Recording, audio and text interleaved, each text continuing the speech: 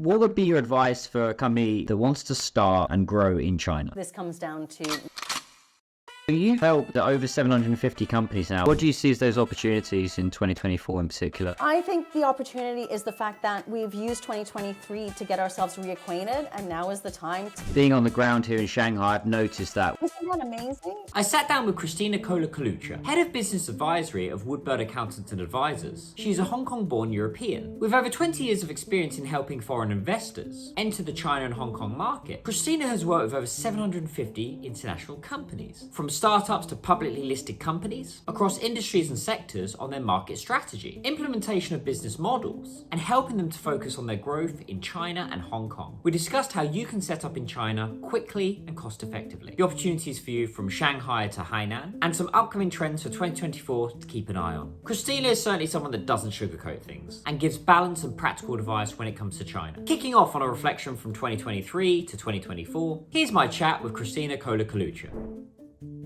So let's reflect on what's happened in 2023 and see what's happening in 2024. So the reports are showing that the Chinese economy is slowing. So what's your take on that, and where are the issues and opportunities?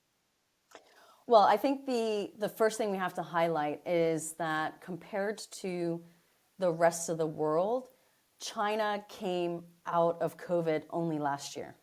And what I mean by coming out of COVID is the borders only opened themselves up to flow of people, right? Moving into China, moving out of China in January 2023. So I think the first thing that I want to highlight is people were, I was shocked when the borders opened, and I didn't even think it was real. I had this huge fear that in a few days after the announcement, they were going to shut it down again, or that it would become a regional issue, where Shanghai, Beijing says borders are open, but then tier 2, tier 3 cities say we're going to close down again. So I was thrilled, but at the same time hesitant. And I think this was a fact for a lot of people in the market, whether it was people living in China, whether it was people who are outside of China. It was this uncertainty, like, are they serious? Or is this just an interim sort of thing that's happening? And I also want to highlight, because I was reflecting on this the other week, is, I don't know if you remember this, Daniel, but December and January, there was a huge COVID hit. I was reflecting on this the other day because we're in audit season at the moment, and I had no staff in January. Everybody was hit with COVID. My staff's parents were hit with COVID. There were deaths in my team's families. And we were going through a bit of a crisis. So even though borders were open and there was this sense of, yay, there was also this sense of urgency. Actually, internally, we're struggling because we don't have manpower and we're not even stable yet, right? So how do we get to that level of stability?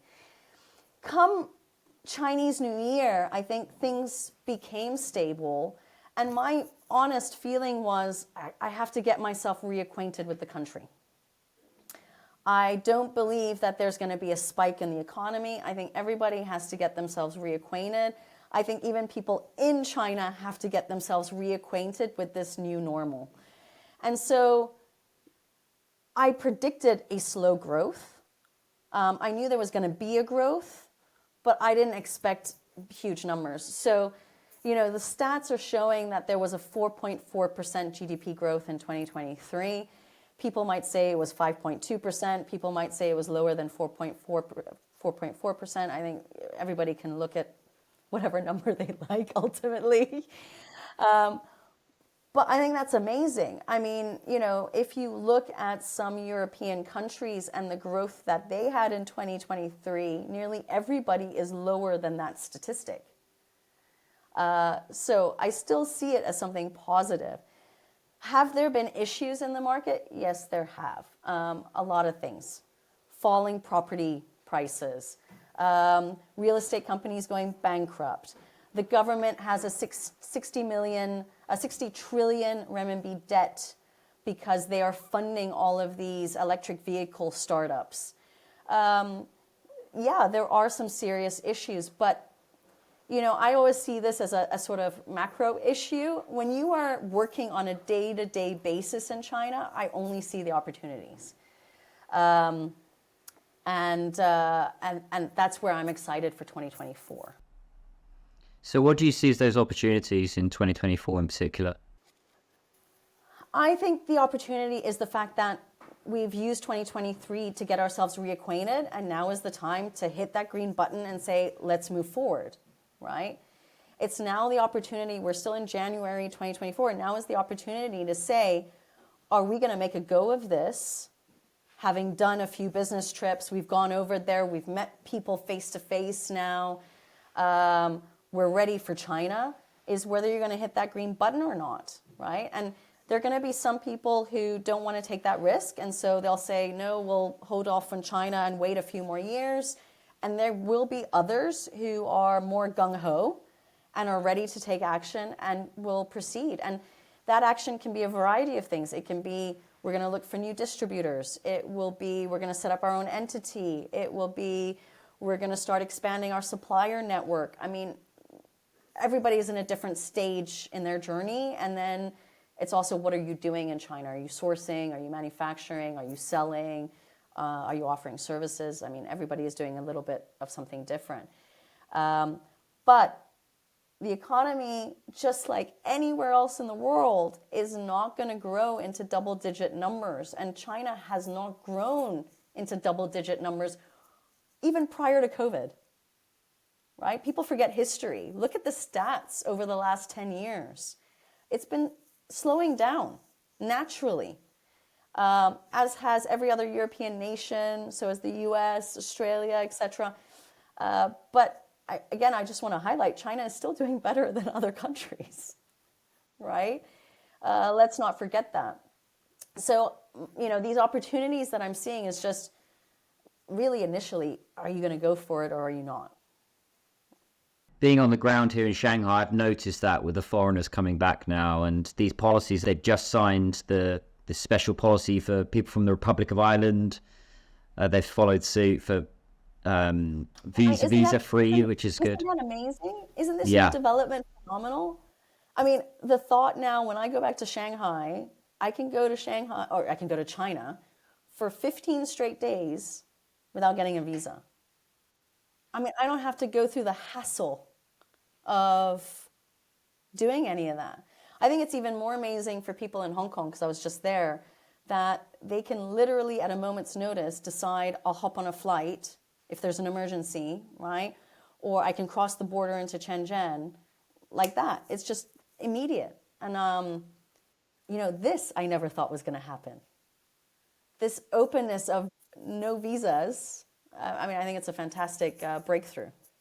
Well, just fingers crossed for the UK, because I don't think right now that's the big one. I think once that comes into place, then you're going to see some really big players coming to China again, and those good trade. The US. I was talking to a client from Austria. I had assumed that with Germany and Switzerland that Austria was included. It's not included yet. Hey. So, I mean, there are a lot of countries that still have to form these bilateral agreements and relationships, right? But, I mean, in this regard, I'm looking forward to 2024 and seeing what developments will come from that. Yeah.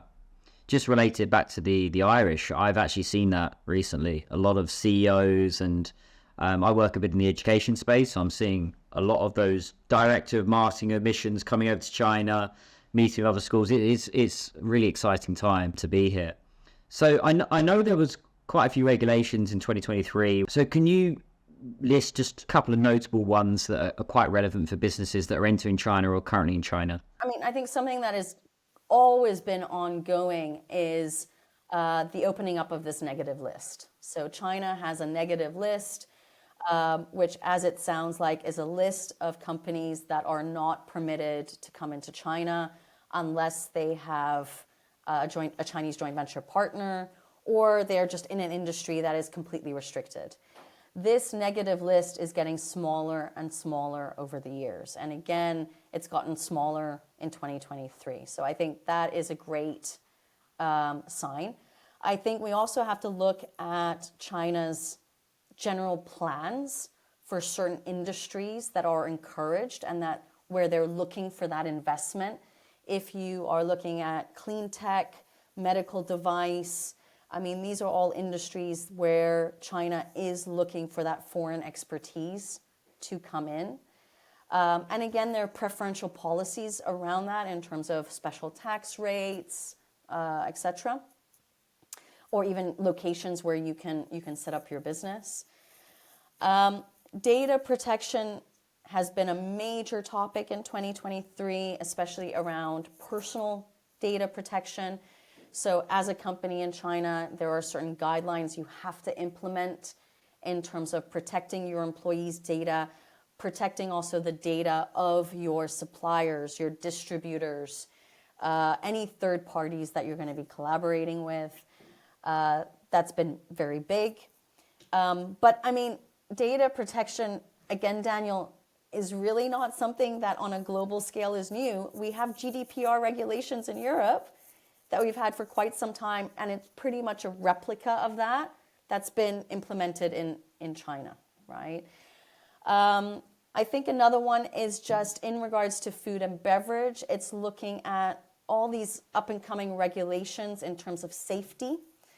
I think this is really important. I mean, a case study I've not mentioned in quite some time is there was a very famous tea company that actually shipped out-of-date product to China because they were overstocked.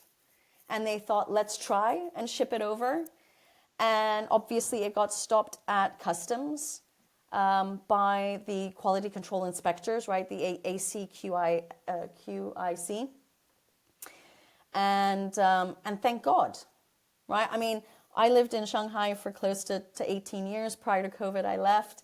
I mean, I want to be able to go in a supermarket and buy proper product, as would anybody, right? So I think it's a little bit cheeky sometimes what these Western brands and companies are doing. Not everybody is an angel. And I think that the government is becoming a little bit stricter and having more compliance procedures, again, like anywhere else in the world, on F&B items that are coming into the market, right? So the newest ones that have come out is in terms of ingredient components that are in food products and making sure that the safety regulations around that are up to par. But again, anything with F&B, you have to look at your labeling, look at your ingredient list, make sure your products are properly registered in China. You want your consumers to be safe, right? Yeah, especially being British. If I knew that my tea was out of date, I would. Well, there we go. I'd be furious. You mentioned, preferential treatment or some tax breaks for location. So Hainan has become somewhat of a hotbed for. I know I've got some friends that have set up businesses in Hainan, and some companies. I'm hearing some German companies in particular are setting up in Hainan. So what are the pros and cons with that location in particular, apart from just being near the beach? I mean, I think people need to understand where Hainan is on a map. So Hainan is actually an island similar to Hong Kong that is not attached to the mainland, right? And obviously it struggles a lot in terms of attracting investment because it is not a part of the mainland, and you have to take a plane to get there, right? Even from Shanghai, there's no train that goes direct. You could fly to Shenzhen, Guangzhou, take a boat, but ultimately you're taking a plane to land there. It has been an up-and-coming island. Originally, they were trying to attract more touristic industries to come into the region.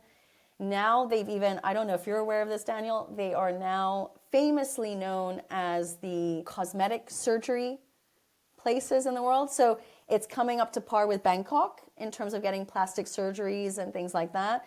They are attracting a lot of doctors and specialists into the region. And then they are developing different zones for specific industries, one of them being medical device, so connected with the cosmetology aspect of things. But they are offering special treatments in terms of individual income tax incentives. So if you hire people on the island, they will get lower income tax rates. If you set up a business there, your profits tax rates will also be lower compared to the standard of 25%.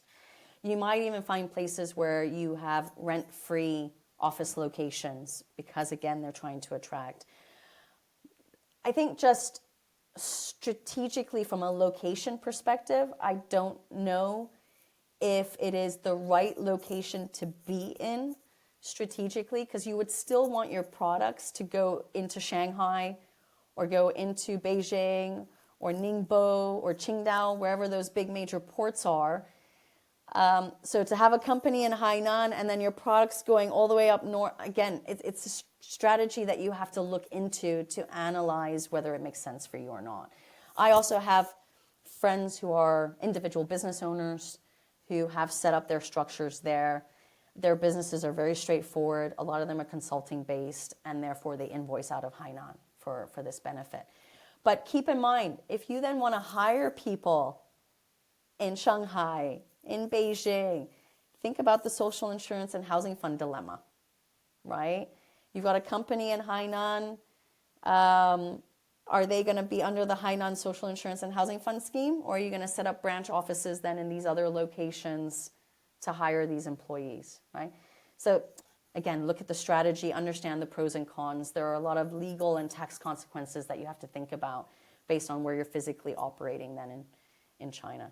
Doesn't mean you shouldn't benefit from it, but I think unless you're physically setting something up there or you are in a very simple, streamlined type of industry, it might be a bit complicated to operate out of there. And I also want to highlight, Daniel, Hainan offers all of these incentives. It doesn't mean you can't find these incentives in other cities around China, right? In Shanghai, Lingang right now is offering a lot of these types of incentives, right? Offers free rent. I mean, I have a partner in Putuo that is offering office free rent because they've just opened a new commercial park.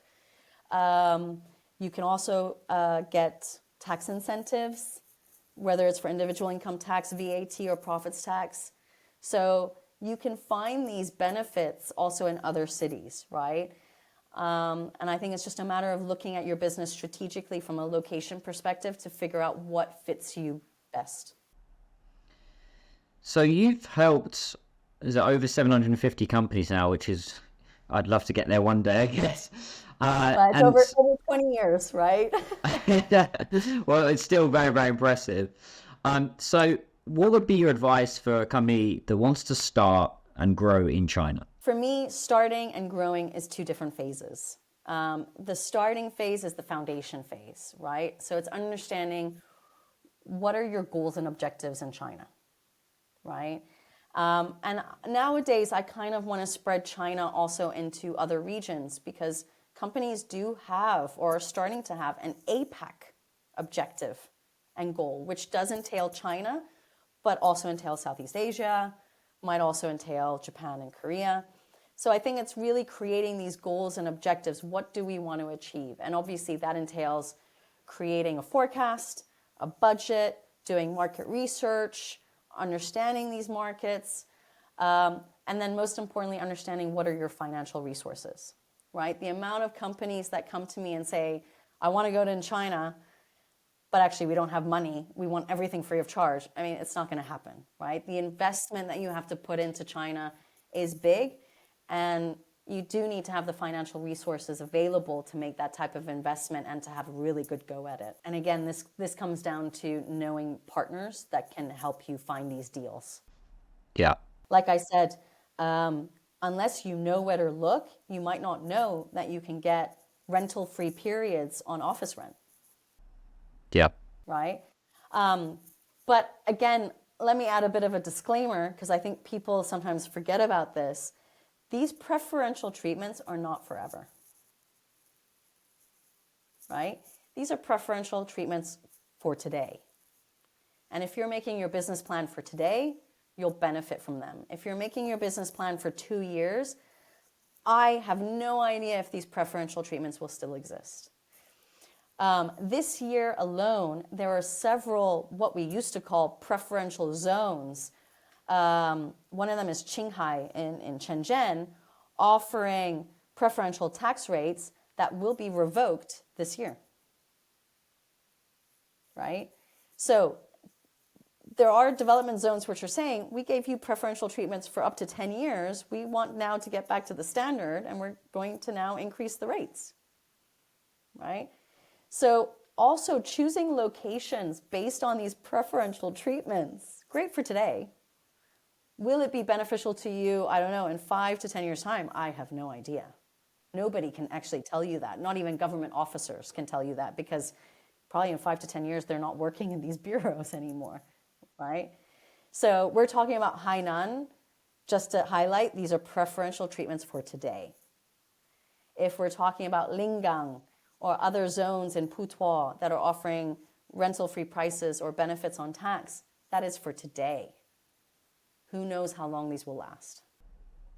Yeah, it's a really great point. So I wanted to ask you about how to use WeChat effectively as a business tool, because I get a lot of clients coming to China and also clients currently in China, and they're really not using it very effectively. Well, I think, first of all, WeChat is a standard tool. Everybody who's doing business with China needs it. You got to keep in mind that, I'm in Luxembourg right now. The standard tool I use is WhatsApp for communication. WhatsApp is blocked in China, right? So WeChat is the tool if you want to be able to communicate. Make sure you got that downloaded. You do need a friend to authorize you so that you get accepted into this world of WeChat. But once you are set up, it is also your networking tool, right? So where you save contacts into your contact list on your phone, you're now saving contacts into your WeChat app and connecting with people in your WeChat app. I've got over 500, 600 people in my WeChat, people I've connected with since I ever downloaded it. Obviously, I'm not in touch with every single one of those people, but there are people who I'm in touch with on a daily basis through that. And absolutely, it's a tool I use because it's a way that my staff can communicate with our clients that are abroad. So it's something that I encourage all of our clients to utilize. The only thing with WeChat that I will add into this is the dangers of it, which is it's a personal app. So WhatsApp, you've got two actually different apps. You've got WhatsApp Personal. I mean, they don't call it that, but you've also got WhatsApp Business. WeChat doesn't have that function. It's a personal app. When you are connecting people, you are talking from you as an individual to another person who's an individual. You might just so happen to be working for XYZ company, but what happens if you change jobs? And what we're seeing in the accounting profession is that a lot of sensitive material is being passed through these personal accounts related to the company. Similar to the data protection laws, if you're protecting your data, be very clear on how you're going to protect that data on WeChat. And definitely set guidelines on that. Yeah, it's a great lesson, great advice, because I've worked for a few companies here in China, and you have to protect your privacy as well, and sensitive information. It's something, any app, it could be WhatsApp as well. So I want to change a little bit the direction. I want to talk a little bit about the kind of business landscape in China when it comes to the consumer market. So consumer trends, digitalization, Gen Z, buyer behavioral trends. So where do you see the opportunities right now? So I think that there are different generations that are going to be purchasing. If I look, and I'm just going to now look at my staff, just as my area of visibility into what they're doing. If I look at my staff that are in the ages between 40 and 55, the older generation, they are basically saving every single penny because they're in the mindset of, I'm near retirement and I've got to save maybe money for education for my children. Who knows where they're going to go, whether they're going to stay in China or travel abroad. Now that borders are open, my team want to travel. So I also see this older generation saving up for traveling and trips and whatnot. The younger ones are loving to spend. And obviously that's looking at the millennials who've got this spending power available to them. You've got the Gen Zs who are also spending, and the tendency is to spend on high quality products. I do think, however, people are still price sensitive, and everybody is taking this into account. So although there is this generation that is spending, I think everybody is still price sensitive. I was in Frankfurt 2 weekends ago. You cannot imagine the line outside Louis Vuitton. There were probably about 30 people, 80% of which, I'm not going to say mainland Chinese, were of Chinese descent, already holding shopping bags that were enormous from Gucci, Prada, waiting in freezing cold temperatures outside. The staff of Louis Vuitton coming out with coffee cups to keep them warm, which I thought was phenomenal. But, you know, I realized when I was watching them is when they go back to China, they're going to apply for the VAT refund. Right? Borders are now open. People can now travel. These Gen Zs and millennials are going to start going abroad. So I think a lot of people need to also look at their strategies and say, how do we market in Europe for the Chinese? And how do we market in China for the Chinese? I think this has to be an addition for 2024, purely from this perspective that I saw a couple of weekends ago. And it's things also where you're promoting in China what you're doing in Europe to get them to your stores, whether it be in Paris, London, Frankfurt, wherever else in the world it might be, right? Because I think they're shopping in both places. I think now that you can travel abroad, though, they're going to take advantage of that VAT refund before they go back to China, right? Because the prices will be lower. So I think that's the sort of trend that I'm seeing right now. Social media marketing, any form of marketing, has to be geared towards these Chinese, these millennials, these Gen Zs. Not just for China, but also for buying in Europe when they come to Europe. In December, I was in the UK and I was traveling all these tourist sites in York and Cambridge and Oxford and even London. Most of the audience, most of the visitors were Chinese. And I would speak to the marketing manager or speak to the boss of the museum or art gallery or whatever it was, and said, look, where's your marketing for China? Well, we don't really see it as a priority. They're in the gift shop right now. They're buying, right? You know, no one else is. And they're filming videos, they're live streaming, they're taking photos, they're giving you free marketing, putting it all over Little Red Book or WeChat, Douyin.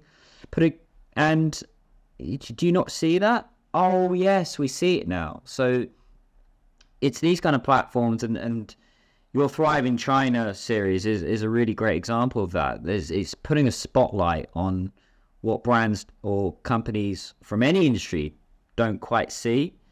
So I think it's a really great point that you make, you know, to really understand that the Chinese audiences, Chinese consumers, they buy. And it's also interesting you mentioned about being price sensitive. I was working with a cosmetics brand last year, and they didn't quite understand that.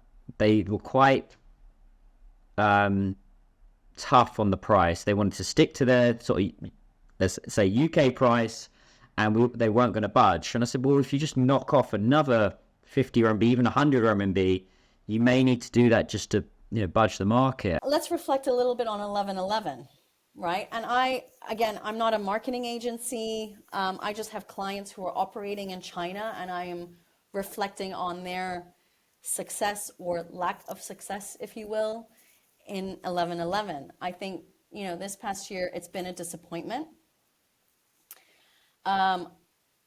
Because I think, personally, the goals and objectives of the platforms are now starting to become misaligned a little bit with the brands, right? The goals and objectives of the Tmall platforms, or the Tmall or Taobao or whichever platforms, is to see that big number scrolled up in their big conference halls and making sure they are 20 or 30% higher year on year versus looking at the brand's needs and what are the consumer needs.